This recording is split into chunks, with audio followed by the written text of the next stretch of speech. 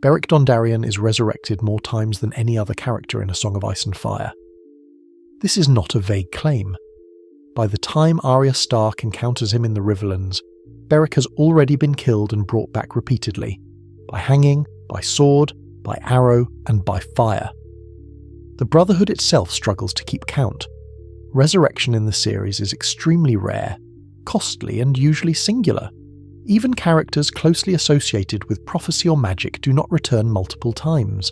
This immediately raises a structural question. Why does the story allow Beric to keep returning when others do not? George R.R. Martin does not repeat major supernatural events without purpose. Beric's repeated resurrection is not escalation, it is erosion. Each return makes him less human, not more powerful. Understanding Beric means understanding what is being preserved and what is being deliberately stripped away. Hello everyone, and welcome to Storyteller's Codex. Here we delve deep into the rich lore of The Lord of the Rings, A Song of Ice and Fire, and the vast worlds beyond. On this channel, we blend the soothing power of cutting-edge technology with the timeless knowledge of dedicated storytellers. That's us, the voices behind the Codex. Settle in, relax, and enjoy. Before his first death, Beric Dondarrion is a minor Marcher Lord with no political significance beyond loyalty. Ned Stark chooses Beric to pursue Gregor Clegane because Beric is young, honourable, and dependable, not because he is exceptional. He is given royal authority, a banner, and a clear mandate: enforce the king's justice in the Riverlands. This detail matters.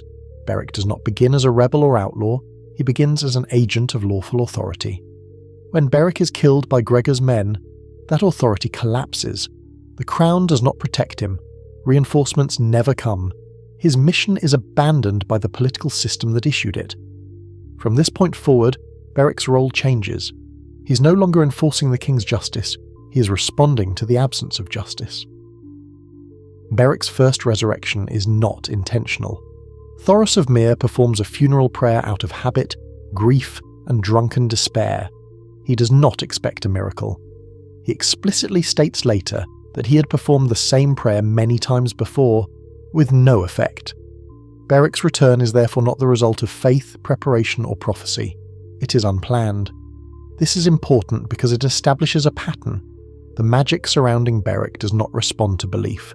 It responds to circumstance. Thoros later reflects on this moment with confusion rather than certainty. The resurrection changes Thoros' faith, not Beric's understanding of himself. Beric never claims divine purpose.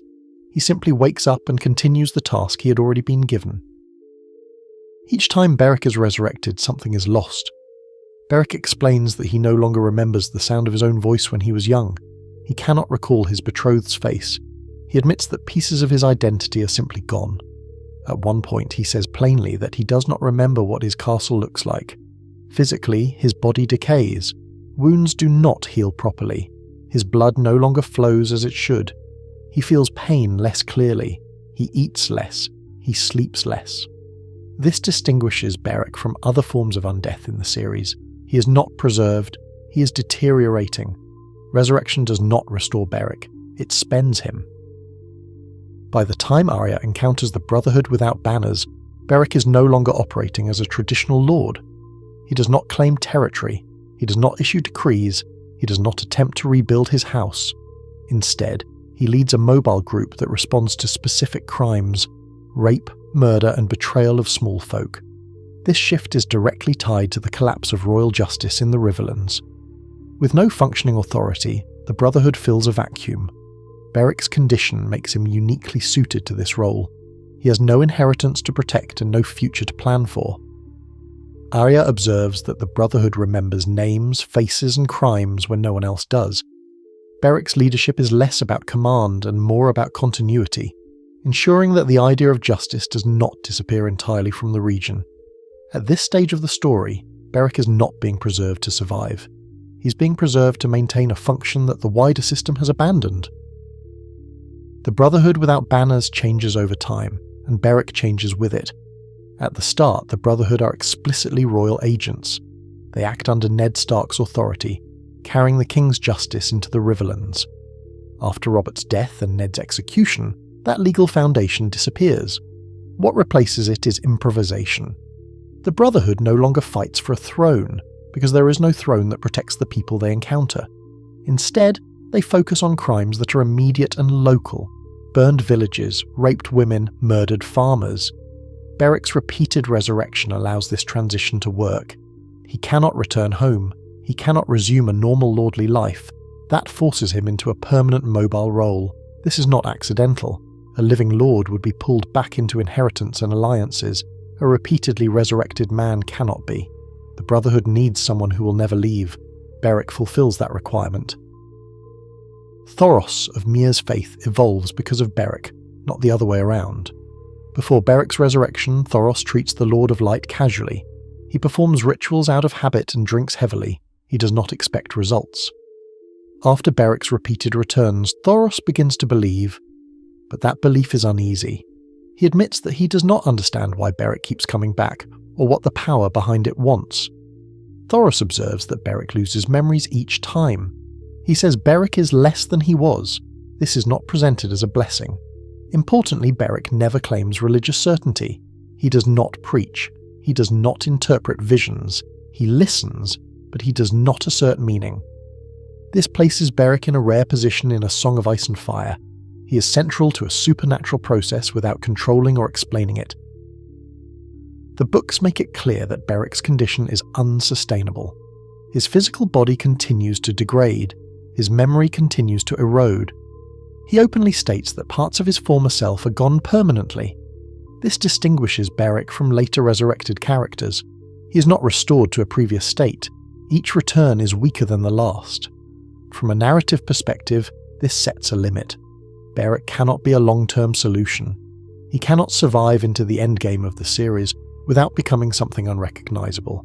Beric himself understands this. He does not speak about the future. He does not plan succession for his house. His actions suggest that he is aware his role has an endpoint, even if he does not know exactly where it lies.